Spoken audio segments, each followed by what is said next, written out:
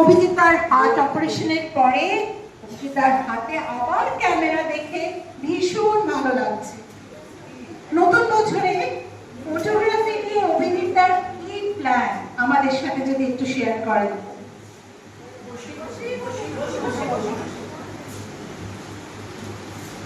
দাঁড়িয়ে বলবে। নববর্ষের শুভেচ্ছা সবাইকে। আমি আমার ছবি তোলার ব্যাপারটা হলো, আমি ইন্ডাস্ট্রিয়াল ফটোগ্রাফি ছাড়া প্রায় সব রকমের ছবি তুলেছি।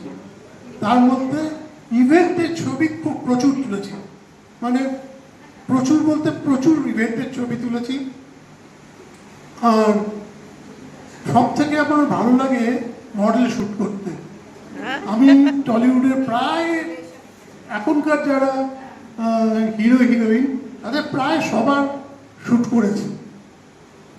আর ইভেন্ট শ্যুটের ব্যাপারটা যেটা বলছি সেটা হলো, আজকে হলো প্রথম আমার অপারেশনের পরে আমি একটা ইভেন্টে শ্যুট করছি। আমার 20 তারিখ একটা, আমার আগামীকাল একটা আছে, 20 তারিখ একটা আছে, 23 তারিখ আছে, 24 তারিখ আছে। আমি যাবো কিনা জানি না, কিন্তু আমাকে ইনভাইট করেছে এবং আমি ওদের বলেছি যে আমি তো এখন ছবি তুলছি না। ওরা বলছে না না, ছবি তুলতে হবে না অভিজিৎ, তুমি খালি এসো। যাই হোক, এটা আমার খুব বড় পাওনা যে খালি আমাকে, আমার জন্যই আমায় ডেকেছে।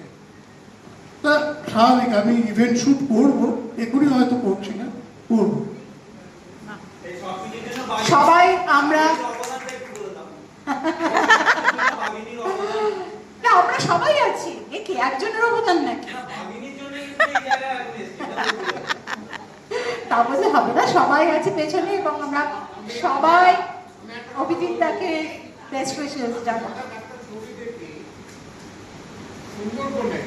সুন্দরবনে হঠাৎ দেখি, সুন্দরবনে গেলে তো বাঘ বাঘিনী দেখা যায় না, কিন্তু আমি হঠাৎ একটা ছবি পেলাম আপনার কাছ থেকে, দেখলাম একটা নৌকাতে বাঘ বাঘিনী দুজনই।